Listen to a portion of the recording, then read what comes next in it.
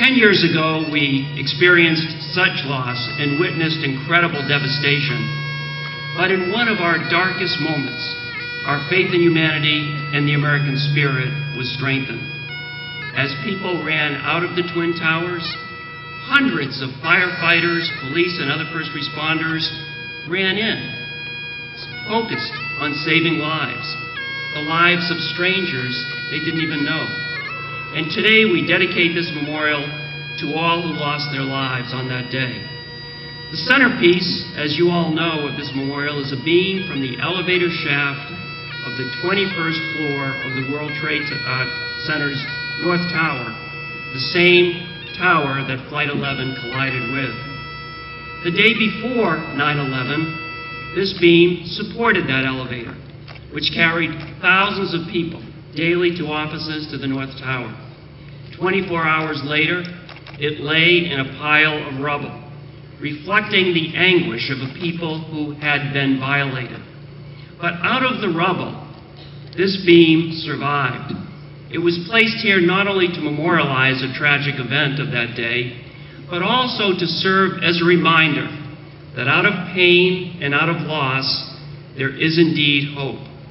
Just as the Twin Towers stood together, this glass tower next to the beam from Ground Zero symbolizes how we as Americans stand together in times of great adversity.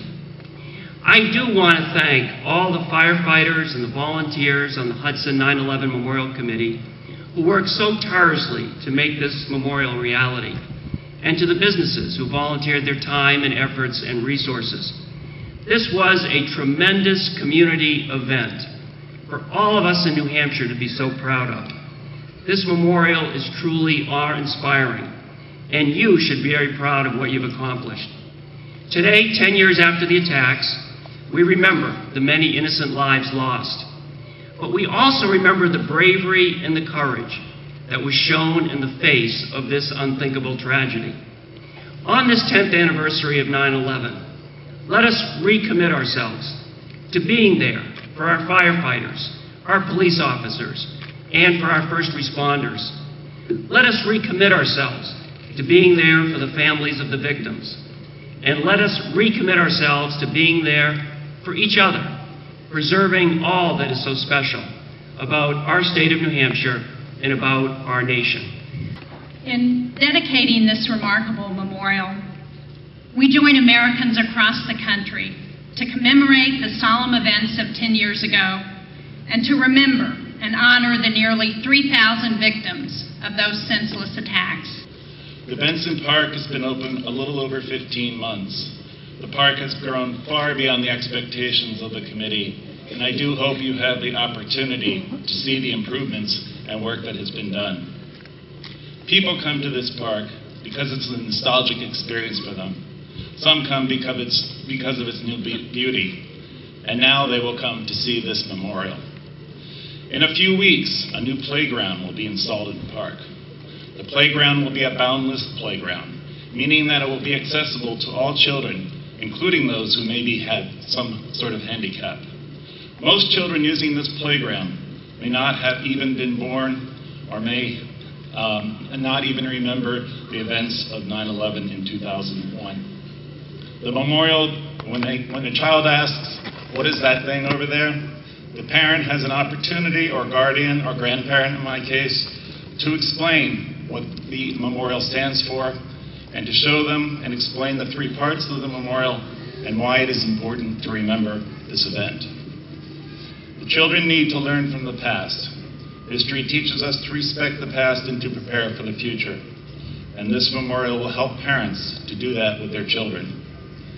In preparing for this speech today, it dawned on me that there was a very famous dedication speech given in this country almost 150 years ago by President Abraham Lincoln.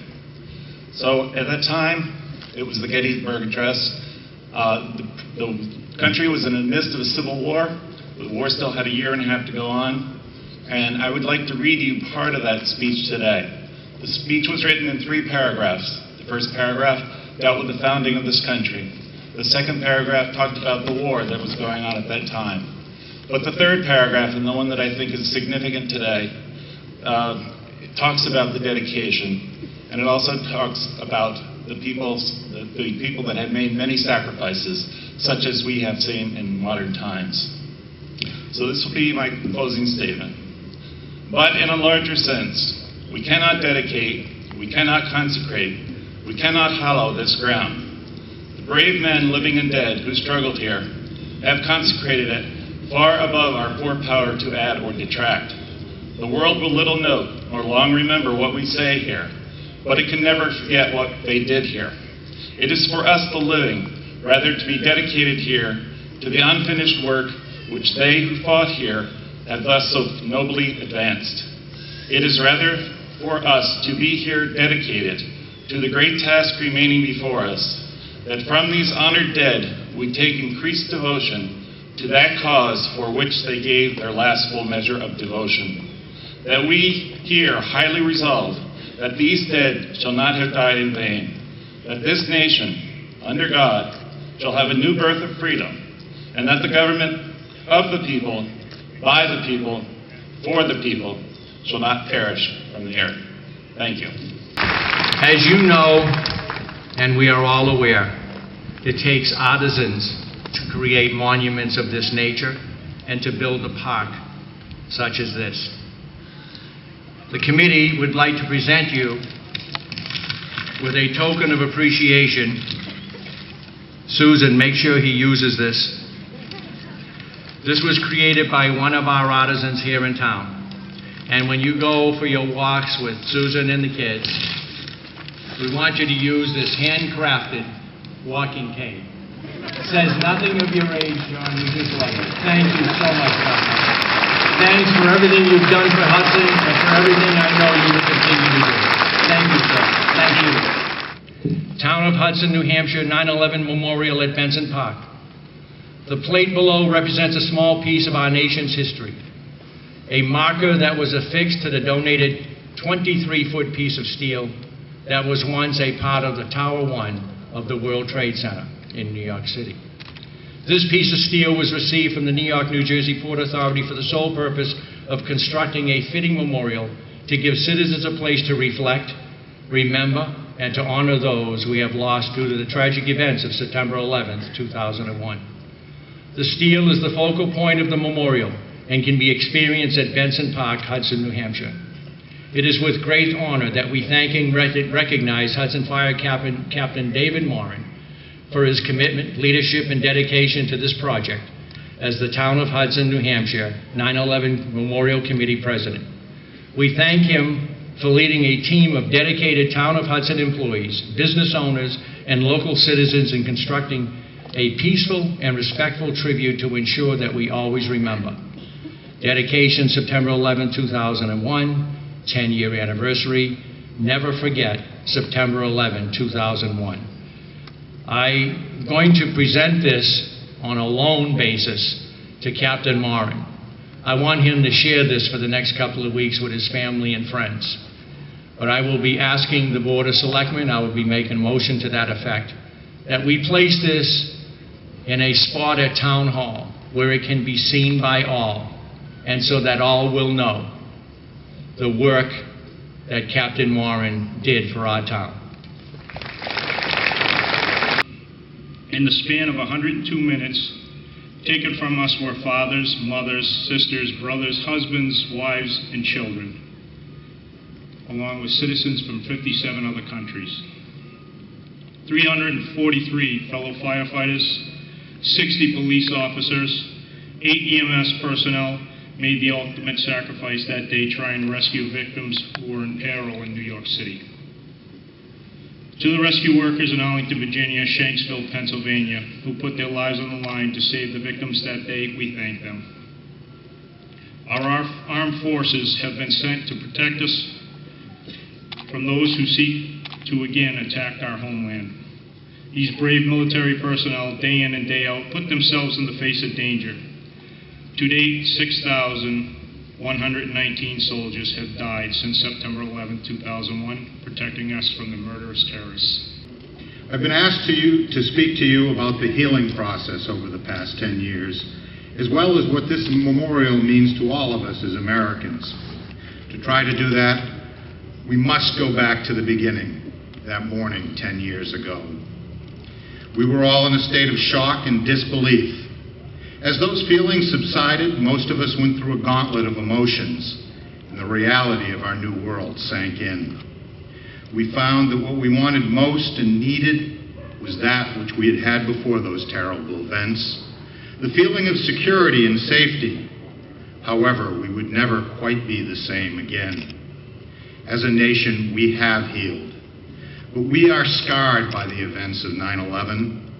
We go about our daily lives no differently than we did before, but seldom without the memory of what happened far from our thoughts, and always with the knowledge and perhaps the expectation that something terrible might happen again. Every time we hear a news report of some violent event that has taken place here or around the world, our thoughts go back to September 11, 2001, and we wonder if it is happening again. We are stronger as a people than we were before, hopefully less complacent about the actions of those around us. We are thankful that our government has fulfilled one of its primary roles. It has provided us with security. We have been inconvenienced at times, but we understand that to be safe, we cannot be as we were before. We know that we can overcome whatever challenge we face, but we must have leaders who understand that there are those in this world who would destroy us and our way of life, and who must realize that that desire is not based on a lack of understanding. It is based on a deeply held set of beliefs, beliefs which they are entitled to hold, but which they have no right to force upon anyone, anywhere in the world. Yes, we have healed, but we bear the scars. And as a people, we must never forget the events of 9/11.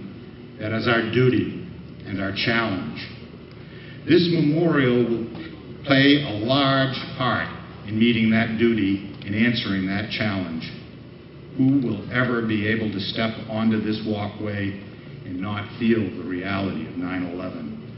The granite tablets that line the walk tell the story step by step, with the timelines so clear and etched in history.